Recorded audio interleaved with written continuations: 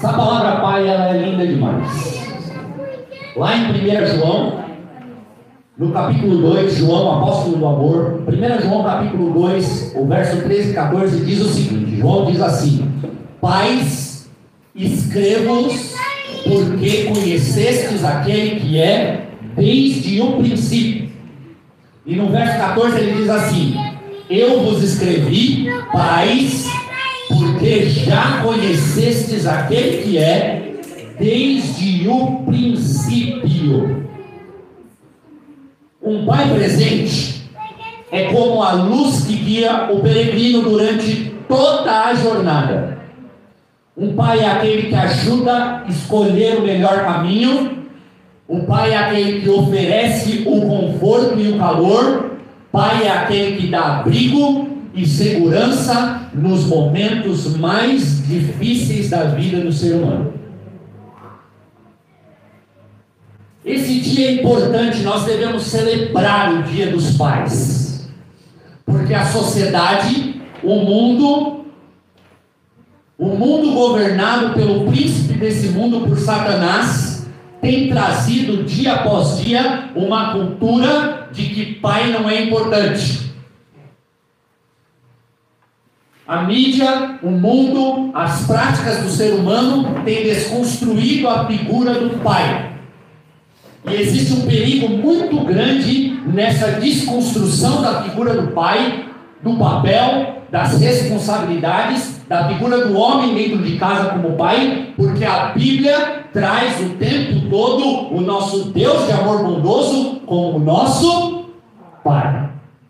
E se você não consegue se relacionar com seu pai, se você não tem amor pelo seu pai, se seu pai não é a figura do seu herói, isso vai trazer problemas, se é que já não trouxe, para a forma com que você se relaciona com o seu pai de amor. Sabia que tem muita gente que não consegue amar a Deus como pai, porque não tiveram pai?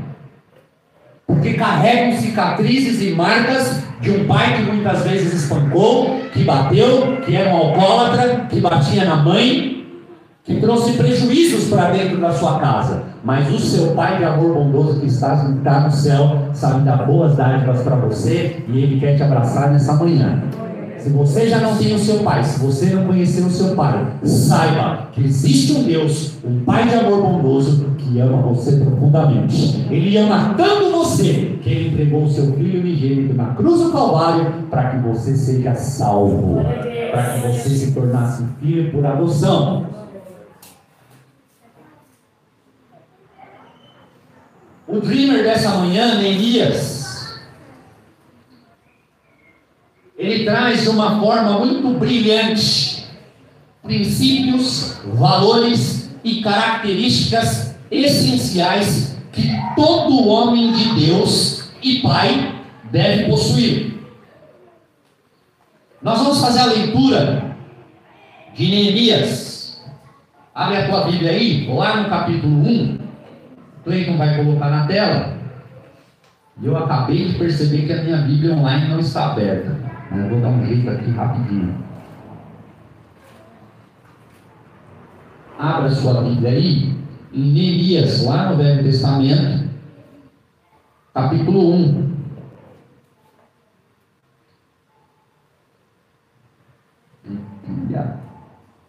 Online.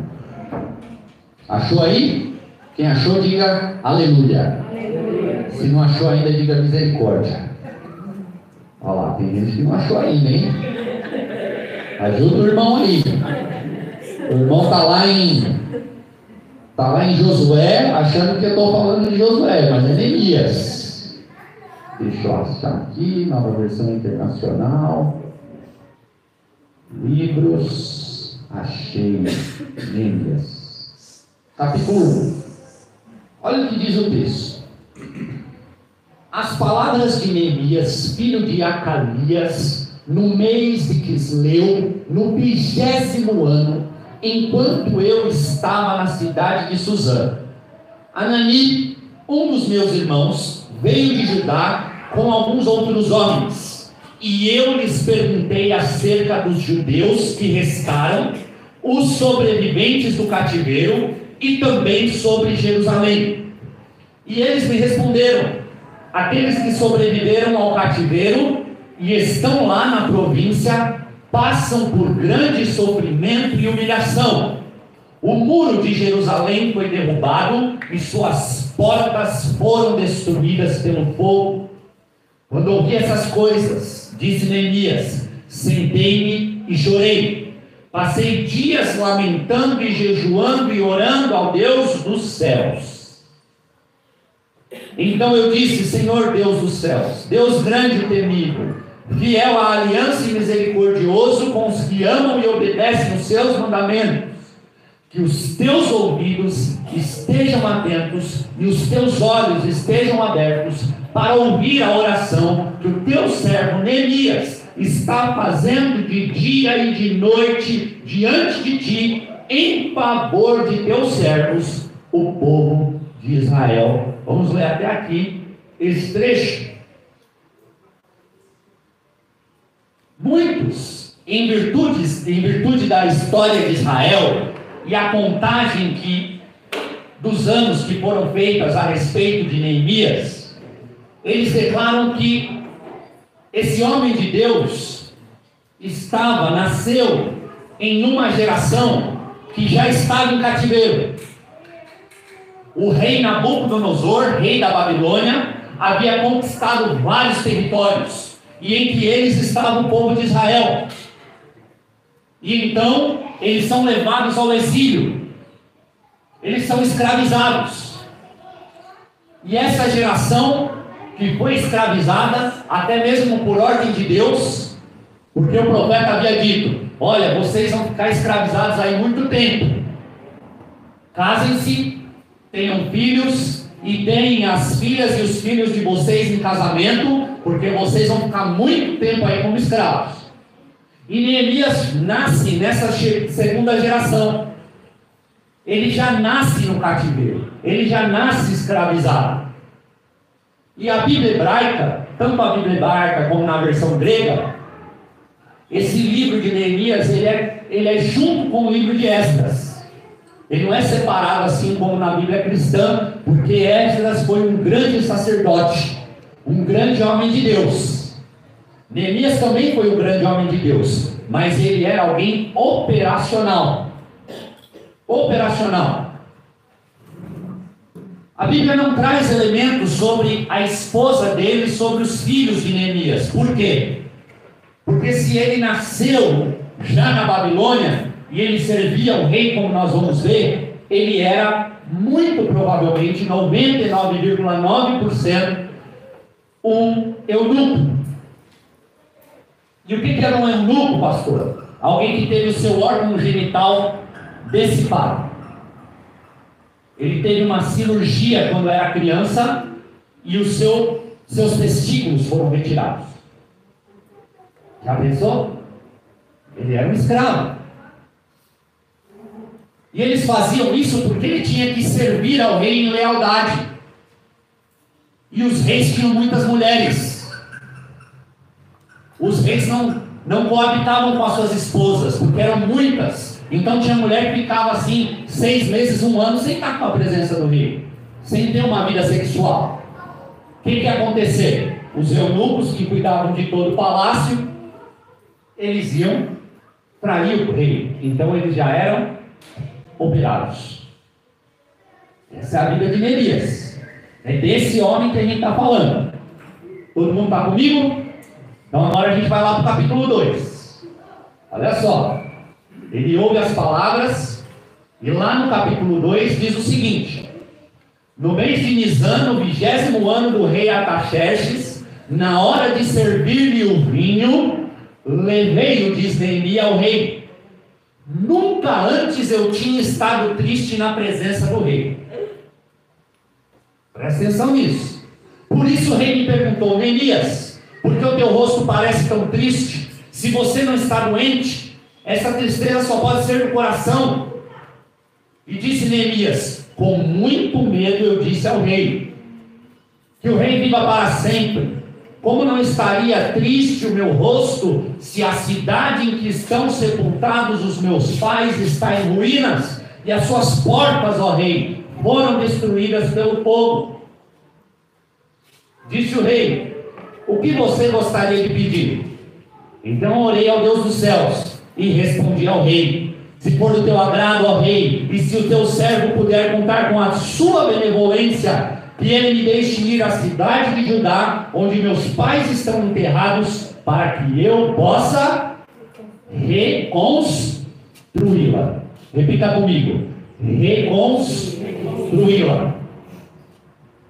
E em seguir, então o rei, com a rainha sentada ao seu lado, perguntou-me: quanto tempo levará a viagem?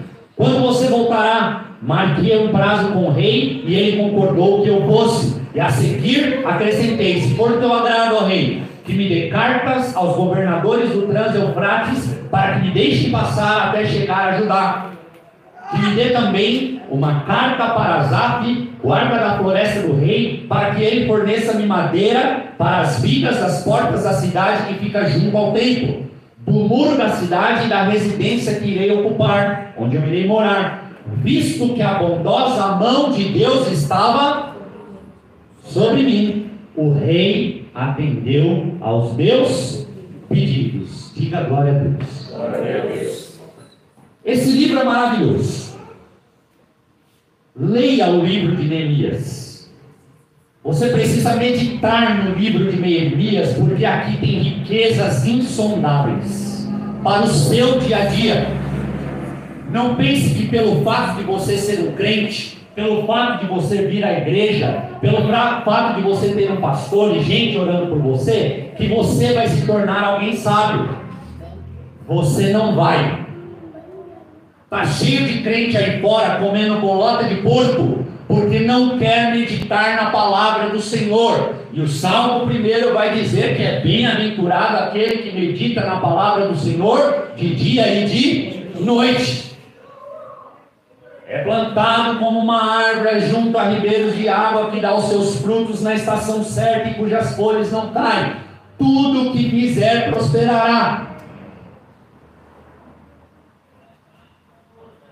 Todo pai, todo homem de Deus, todo sonhador é alguém que assume responsabilidades. Veja que alguém da tribo de Judá chega até ali próximo do palácio e Neemias diz: aqueles que sobreviveram ao cativeiro estão lá na província, passam por grande sofrimento e humilhação. O muro de Jerusalém foi derrubado e as portas foram destruídas pelo fogo. Então, quando ouvi estas coisas, sentei-me e chorei, passei dias lamentando, jejuando e orando ao Deus dos céus. Querido, você que é pai, você que é homem de Deus, Neemias passou por 5 verbos em uma só frase. Neemias ouve aquela notícia, ele senta, ele chora, ele passa dias lamentando, ele jejua e ele ora a quem? Ao Deus dos céus. Neemias senta, ou seja, ele reflete sobre a situação. Que tipo de crente é você? Que tipo de cristão é você? Que tipo de discípulo é você? É o intempestivo? O iracundo? O que está sempre pronto para falar e nunca apto para ouvir? Você é daquele crente que está apto a ditar regras aos outros? O que está sempre a agir sem pensar? Ou você é aquele cristão, aquele discípulo que já entendeu que deve se sentar, alguém que já entendeu que precisa refletir mais, digerir melhor, avaliar, consultar as escrituras, consultar os seus pastores, buscar conselho na multidão dos conselheiros para depois agir? Quem é você? Neemias sentou. Ele senta e começa a refletir sobre o assunto. E depois, Neemias começa a chorar. Aquilo toca o coração dele. Pelo que você tem chorado esses dias? A dor de quem tem trazido lágrima ao seu coração?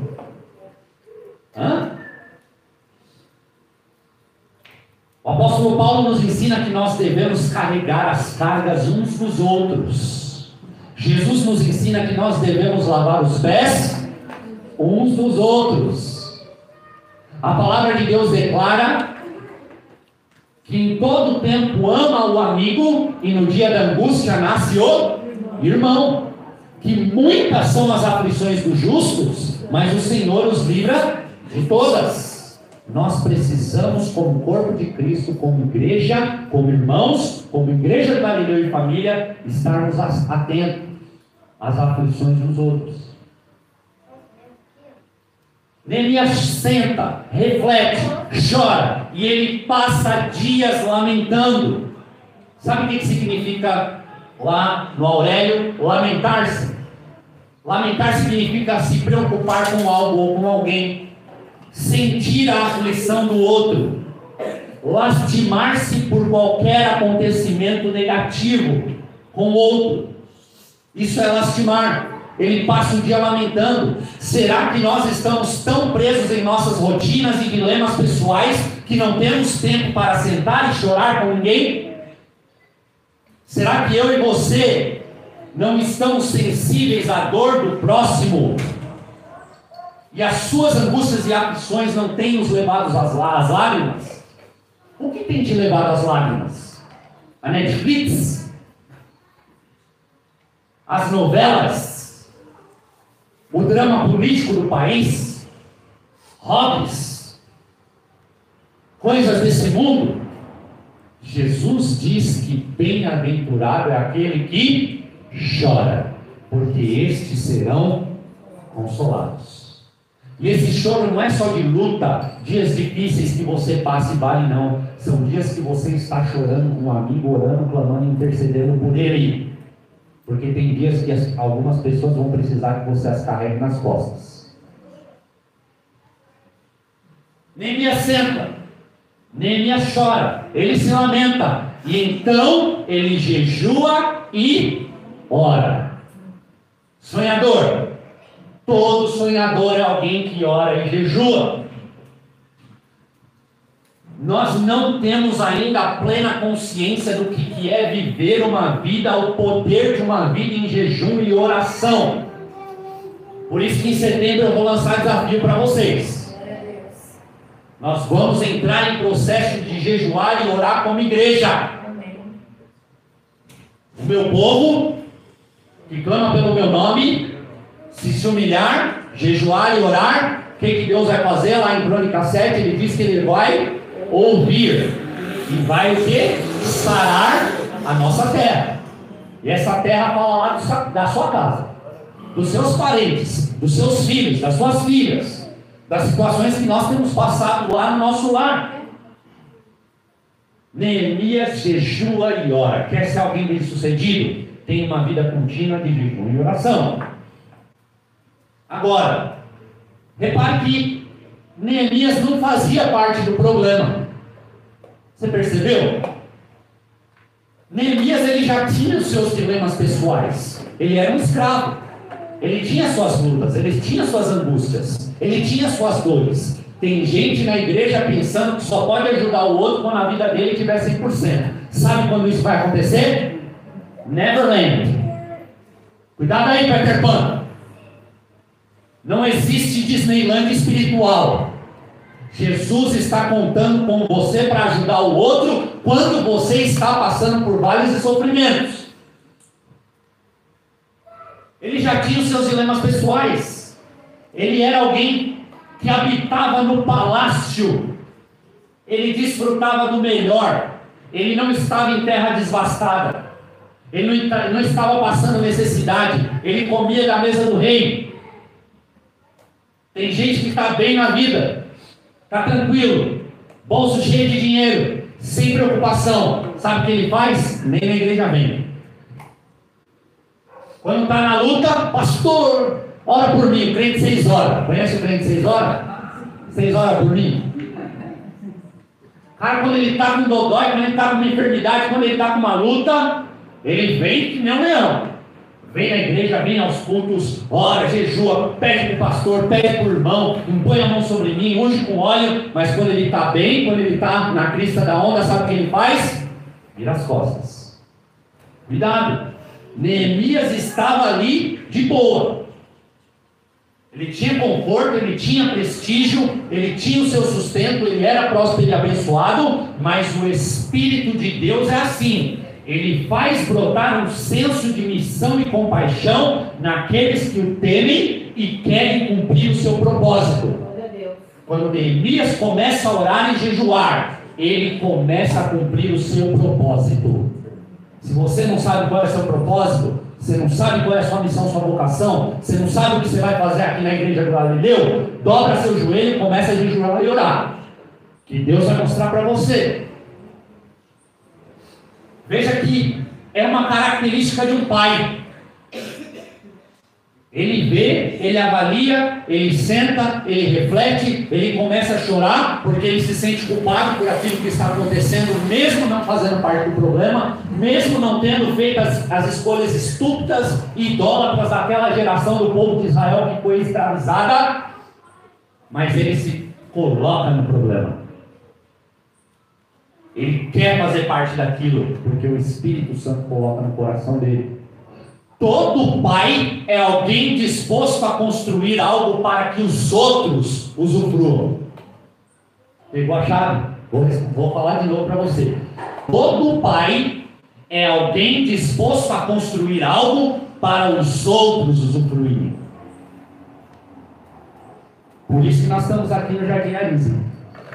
Por isso que essa igreja foi gerada no coração e no ventre do Espírito Santo de Deus, para que nós pudéssemos estar aqui, porque nós estamos aqui para construir um legado para os nossos filhos. Nós estamos aqui para deixar um legado para esse bairro. Nós estamos aqui para construir um sonho que vai abençoar milhares e milhares de pessoas lá na frente, e pela glória e misericórdia de Deus, você está fazendo parte disso.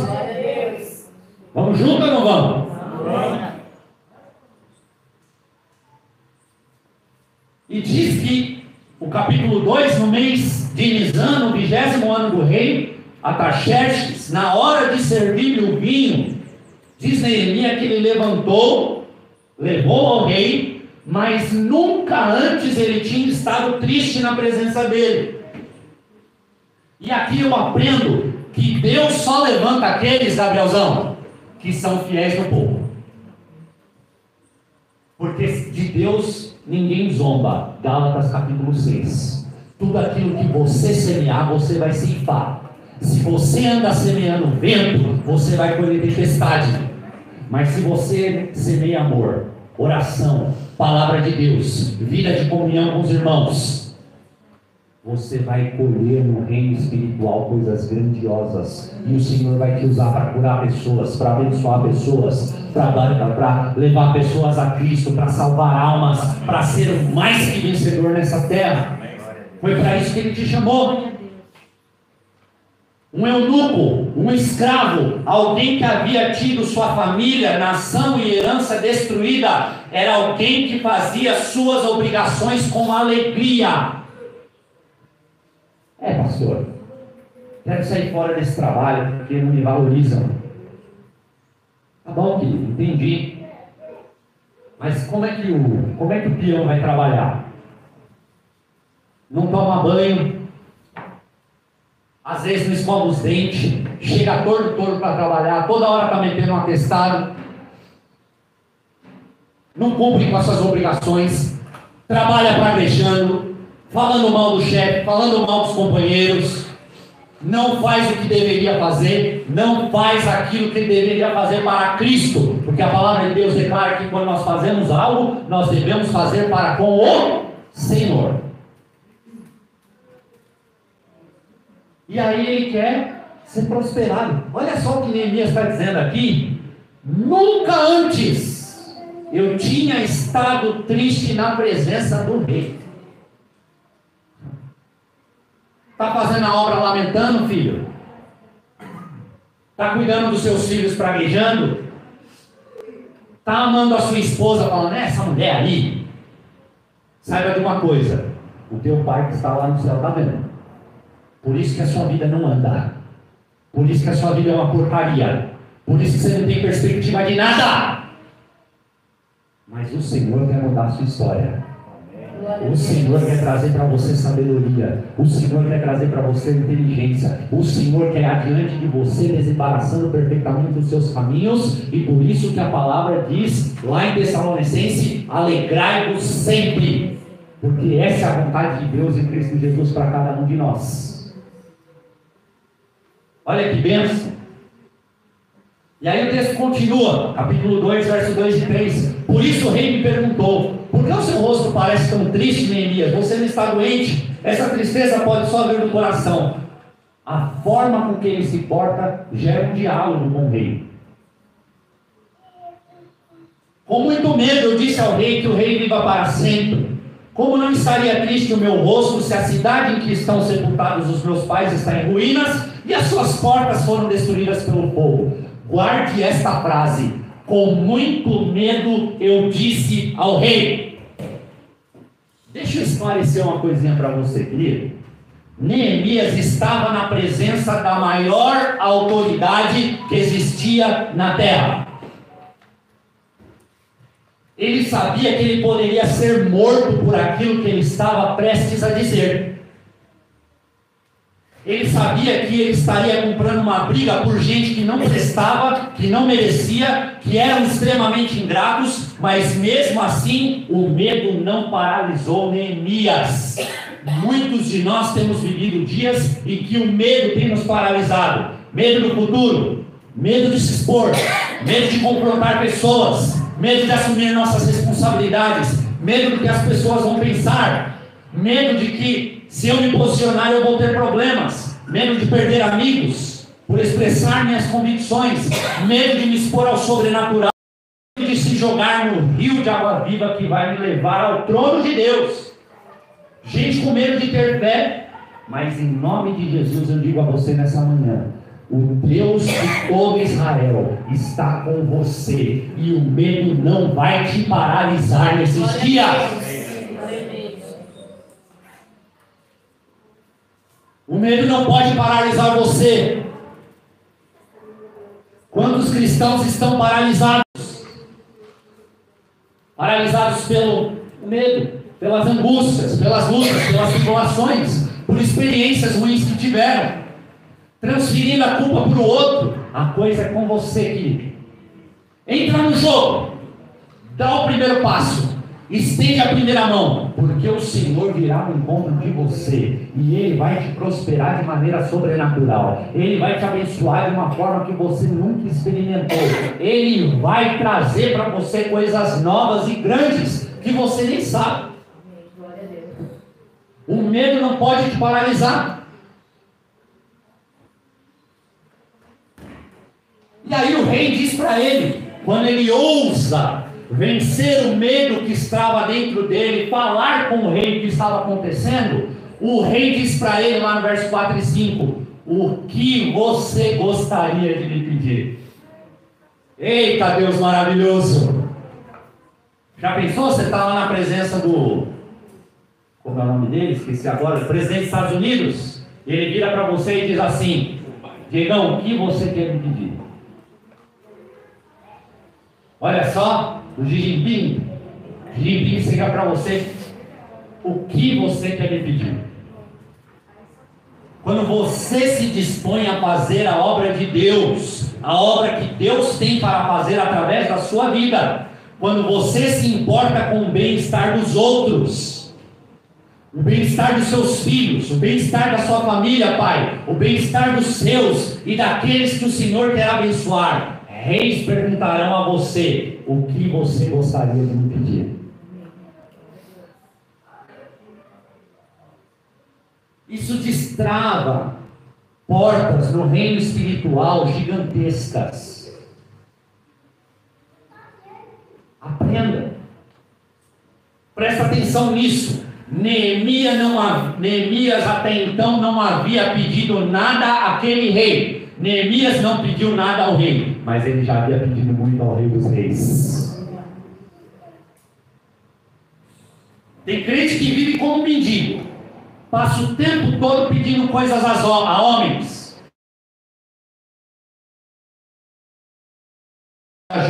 mas nunca está disposto a ajudar ninguém. Pessoas assim não terão a bênção de Jeová Jiré.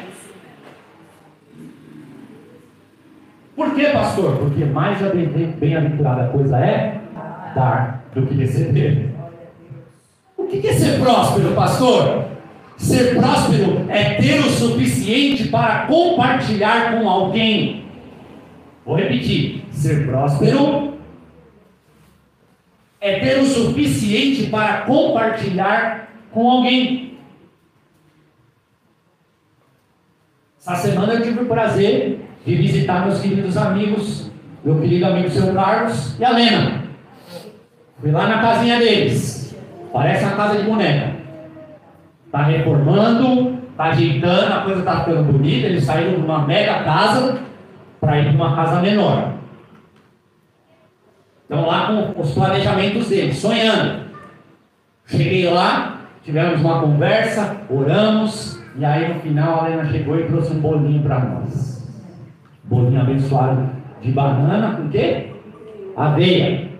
Trouxe lá um bolinho, serviu um café para nós, e nós saímos de lá abençoados, porque eles são gente próspera. Em que áreas da sua vida você tem sido próspero? Prosperidade não está relacionada a dinheiro somente. Guarde essa chave em seu coração. Se você tem saúde e fé para orar para alguém ser curado, você é próspero nessa área da sua vida. Se você tem disposição para levantar no dia de manhã e lavar os pés de alguém, de servir alguém, de amar alguém, de ir ao encontro do problema de alguém, você é próspero nessa área da sua vida. Se você tem um dom, assim como Gabriel, de alegrar as pessoas, você é próspero nessa área da sua vida. Se você tem a capacitação para preparar aquele jantar maravilhoso, aquela feijoada abençoada que nem a Lu, Senhor, que ela compartilhe essa prosperidade comigo. Ela é próspera nessa área da sua vida. Se você sabe colocar uma mesa, servir uma mesa, abençoar as pessoas, você é próspero nessa área da sua vida. Prosperidade não tem nada a ver com dinheiro. Então, diz Neemias, quando o rei fala, o que eu posso fazer por você? O rei virou súdito. Percebe que quando você dá o passo, quando você vence os seus medos, quando você estende a mão, quando você ouve a voz do Senhor, quando você tem convicção naquilo que você está fazendo, o rei virou súdito. O rei virou servo. Pois não, majestade Neemias, o que eu posso fazer por você? Já pensou você chegar lá no teu trabalho, Cris, e o teu patrão virar para você e dizer assim, Cristiano, o que eu posso fazer por você, querido? No dia de hoje? Sabe o que Neemias faz? Diz o texto. Então orei ao Deus dos céus. Ó, ele orou ao Deus dos céus. E respondi ao rei. Deixa eu trazer uma coisa aqui para o seu coração, estou caminhando para o final. Esses dias eu falei com os meus amigos aqui, estava falando com o Rafa. Cuidado com o misticismo espiritual. Deus pode fazer do jeito que Ele quer. Você vê aqui Neemias falando, então veio um irmão que me revelou isso e aquilo. Então o anjo do Senhor apareceu para mim e disse para eu fazer isso. Então veio a irmãzinha do reteté, do sapatinho do povo, e foi lá e disse, eis aqui o Senhor te diz, para com essa baboseira. A palavra de Deus fala, determinando tu alguma coisa, seja firme e inconstante, que a luz vai resplandecer sobre você. Porque se você for inconstante e não perseverar, você nunca vai ter nada na vida. Ouça isso. Ele já sabia o que ele queria. Ele já tinha orado antes. Ele já tinha jejuado antes. Ele já tinha chorado antes. Ele já tinha se lamentado antes. O Espírito Santo criou a convicção no coração dele. Ele sabia exatamente o que ele ia pedir. Mas existe um código de honra aqui. Eu vou trazer para você. Ele vai e ora de novo. A palavra quer falar alguma coisa com a gente. Mas deixa você ficar lá. Senhor é meu pastor, nada me faltará, Ele me faz entrar. E lendo a Bíblia na maratona. Para. Ler Bíblia não é legítimo. Não é ler livro que o professor deu na escola para você fazer o resumo. Você tem que meditar, camarada.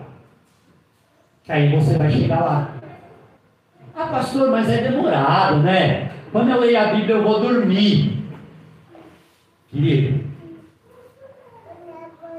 para carregar o manto, você tem que estar disposto a pagar o preço.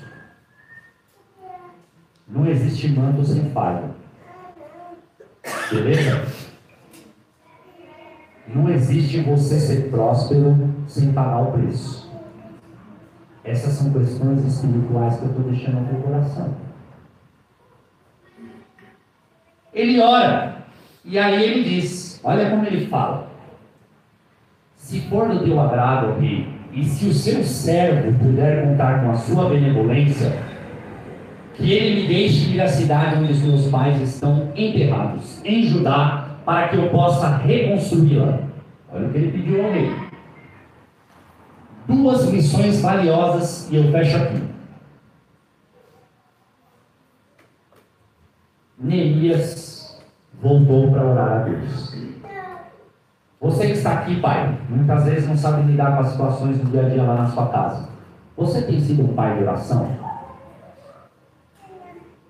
Você tem sido homem responsável pela vida de oração do seu lar?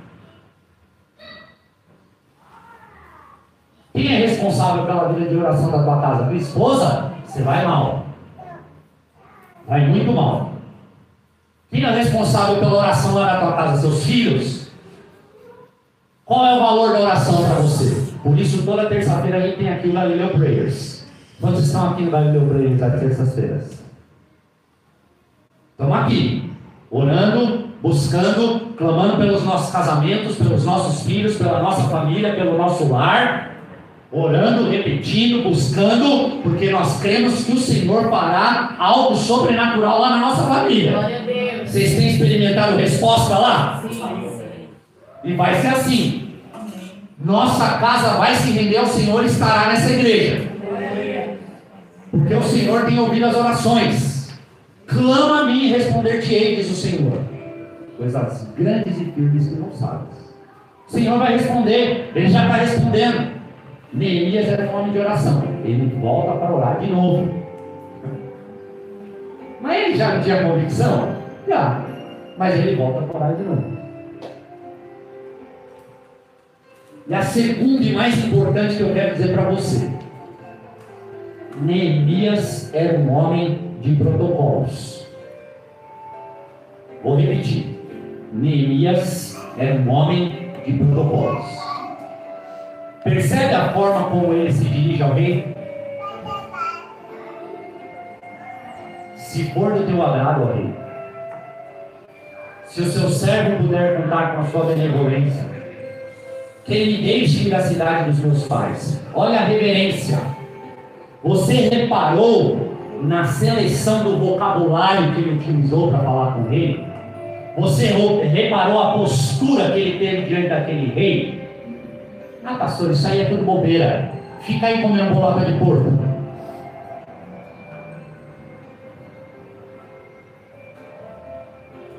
O homem sábio, esse será colocado na presença de reis. É o que diz o texto lá de Provérbios. Tem crente que ainda não entendeu que o reino dos céus é chegado. E o reino é um lugar de protocolos. Jesus é o rei dos reis. Deixa eu dizer uma coisa para você da parte de Deus. Existem protocolos de aliança, protocolos de honra, protocolos de serviço entre você e o Espírito Santo, e entre você e o pastor dessa igreja. Que o pastor dessa igreja sou eu. Não é minha mulher, não é o Gabriel, não é a Karen, não é a Sandra, não é ninguém. Sou eu. Entendeu? Então seu protocolo de honra, aliança é comigo. Comigo. Primeiro com Deus. Jesus que te chamou é o Espírito Santo. Segundo é comigo. Por que eu estou dizendo isso para você? Porque isso vai destravar muita coisa abençoada na sua vida. Não dá para falar de qualquer jeito com o rei. Não dá para falar de qualquer jeito com o Espírito Santo. Não dá para você tratar de qualquer jeito com a sua liderança. A liderança foi instituída sobre a sua vida. Que isso vai bloquear caminhos para você. Isso vai trazer prejuízo para você. Senhor, me usa. Senhor, eu quero curar as pessoas. Senhor, eu quero ser uma bênção na igreja. Aí a mulher chama lá em casa dele. Que é? Você acha que o Espírito Santo não está vendo isso? O Espírito Santo fala, nossa, mas ele não está sendo nem fiel ao pouquinho ali. Não quer nem trocar a fralda do bebê. Está pedindo para curar as pessoas na igreja, nem conhece? Cara de pau. Não, pastor, eu quero andar mais do seu lado, eu quero estar aqui contigo, eu quero ser seu braço direito aqui, venha. Mas chega lá na sua casa, seja o primeiro braço direito do pai e da tua mãe. Lave os pés dos seus, para depois você estar habilitado para fazer as coisas.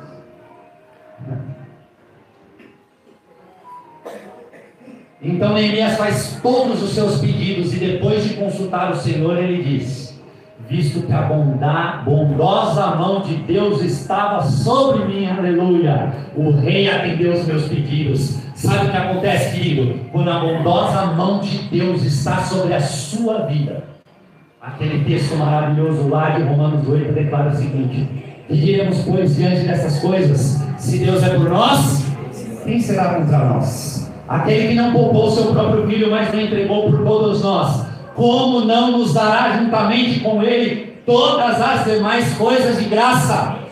Quem fará alguma acusação contra os escolhidos de Deus? É Deus quem nos justifica. Quem nos condenará? Foi Cristo Jesus que morreu e mais, que ressuscitou e está à direita de Deus e também está intercedendo por nós. Jesus está intercedendo nesse exato momento por você, pela sua casa, pela sua família, pelos seus filhos, pelos seus sonhos. Quem nos separará do amor de Cristo? Será a tribulação, a angústia, a perseguição, a fome, a nudez, ou o perigo, ou a espada? Como está escrito: por amor de ti enfrentamos a morte todos os dias, somos considerados como ovelhas indo para o matadouro, mas em todas essas coisas nós somos mais que vencedores, aleluia.